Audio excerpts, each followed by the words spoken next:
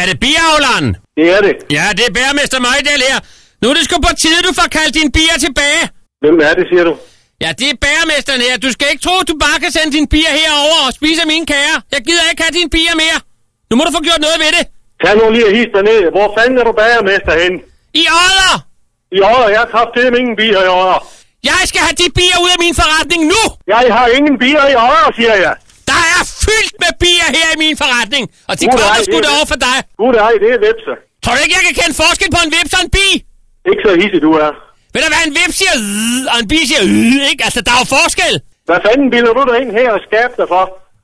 Fordi jeg ikke gider have dine bier i min forretning. Kunderne flygter, når de ser bagerjomfruerne med deres hævede ansigter. De har jo betændte bistik over det hele. Hallo.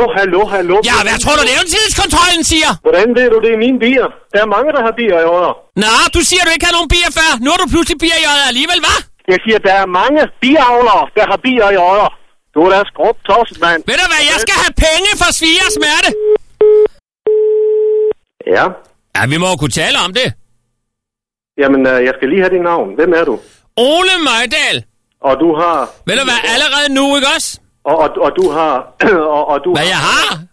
Jeg har bukserne på, kan jeg love dig. Og allerede nu, der skylder du mig 1100 kroner og 25 øre. Du er fuld, mand. Fuld? Ja. Du skylder mig 1100 kroner og 25 øre. Regn med, at jeg sender en...